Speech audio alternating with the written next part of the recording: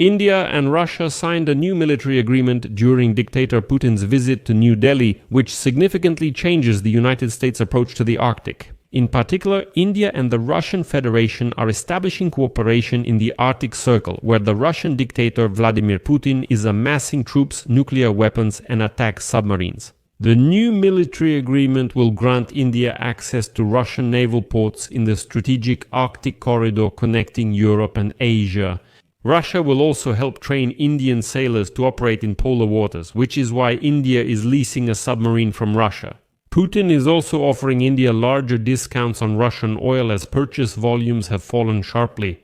In addition, Russia has committed to accepting an unlimited number of labor migrants from India, and when I say unlimited, we're talking about millions. I'll explain why later. In return, Narendra Modi let the Kremlin air Russian propaganda in India in English. And all this cooperation looks so strange to the rest of the world that India's currency fell to a historic low during Vladimir Putin's visit. My name is Alexei Pecci. Let's discuss this topic together, but before we start, I ask you to subscribe to this channel, like the video, leave any comment under this video, and subscribe to my Telegram channel Pecci. The link is in the description of this video. We publish breaking news as it arrives.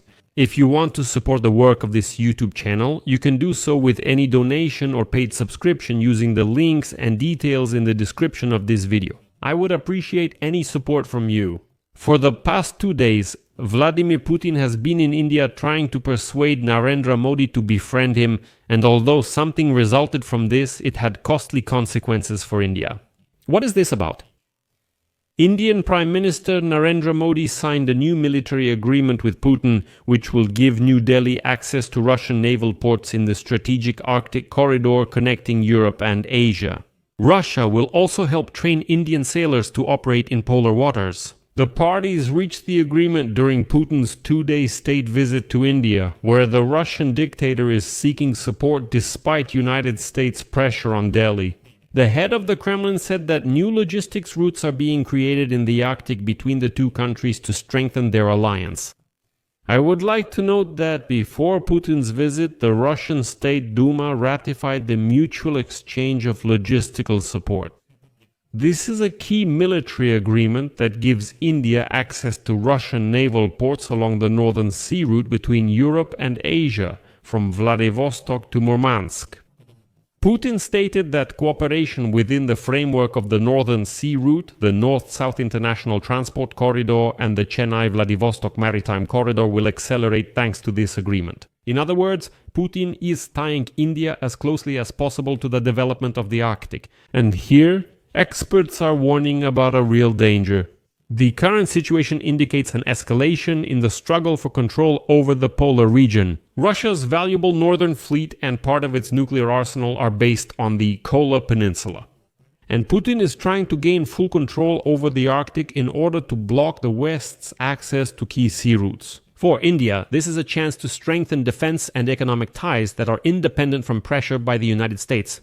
Officials say the new agreement will open up new routes stretching from the warm waters of Chennai in southern India to the icy Arctic region, as New Delhi looks for alternatives to traditional routes like the Suez Canal. Indian officials claim that the Northern Sea route could reduce the distance between Northern Europe and the Indo-Pacific region by 40%, providing long-term support to supply chains disrupted by the geopolitical tensions caused by Donald Trump. But it's important to remember here that for Russia, India is not a strategic ally but a situational one. Moscow began insisting on a greater role for Asia in the Arctic only after United States and European sanctions pushed out European and American companies. China has expanded its presence in the region, and Russia is increasingly encouraging India to follow Beijing's example. And it's funny that, defending India's relationship with the Russian Federation from criticism by Western capitals, Putin stated that neither country uses the partnership to act against anyone. Emphasizing his commitment to a multipolar world, Putin assures, "No, come on, we're not uniting against the West. No, we're just cooperating." And let me remind you that even before Putin arrived in New Delhi, there were reports that India had signed a $2 billion agreement with Russia to lease a nuclear submarine. India became the largest buyer of Russian oil transported by sea after Russia's full-scale invasion of Ukraine. Although Indian refineries suspended new orders last month after new United States sanctions against leading Russian energy companies. However, Putin stated that Moscow will continue uninterrupted fuel supplies to India despite the sanctions. And I'll stop here. After the start of Russia's full-scale war against Ukraine, India has boosted its Russian oil imports nearly 20-fold to 1.5 million barrels per day, making it the second largest buyer after China. The Russian oil-grade Urals, which is purchased by Indian refineries, is now being sold at discounts of about $20 per barrel, and the discounts on Urals have almost doubled. After the Trump administration's sanctions against Lukoil and Rosneft, key suppliers to the Indian market, Trump's sanctions put about half of Russia's oil exports to India at risk. That's about 800,000 barrels per day. The country's largest refineries have suspended purchases, and according to experts, oil supplies to India will significantly decrease in the near future. Because they say the peak hasn't come yet. The peak of the decline will be in December and January, but later all these supplies may recover. They say that Indian refineries will switch to buying from intermediaries, from shell companies or non-sanctioned companies. So, it will still be Russian oil, but through some schemes. Well, it's important to understand here that the Kremlin is also trying to influence India ideologically. After the West kicked out Russian propagandists, Putin brought these propagandists to India. During his visit to India, Putin launched the regional television channel Russia Today India. After Russia invaded Ukraine in 2022, Russia Today's propagandists were expelled from America and Europe. The European Union directly stated that Russia promotes its propaganda through this channel. Now this garbage will operate in India. In response, Russia promised to accept illiteracy and a limited number of Indian labor migrants, to replace the Russian guys who simply died in the war against Ukraine. Deputy Prime Minister of the Russian Federation, Denis Manturov, stated today, quote, Russia will be able to accommodate an unlimited number of migrants from India to make up for the acute labor shortage in the country. For the manufacturing industries alone, at least 800,000 more people are needed in addition to the current number.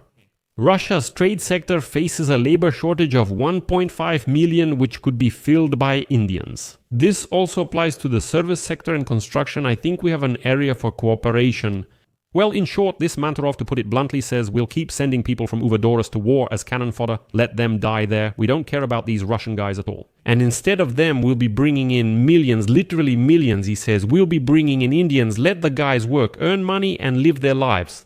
And finally, I'll give a vivid example of the toxicity of the Russian dictator Putin. The Indian rupee reached a record low against the dollar during Putin's visit as he urged Prime Minister Narendra Modi to keep buying Russian oil despite tariffs and Trump administration sanctions. The anti-record was more than 90 rupees per dollar. This has never happened before. Putin arrived, and there you have it. Hello, I'll just leave it at that. Share your thoughts in the comments, subscribe, hit the bell, and like the channel. That's all for now. Take care and goodbye.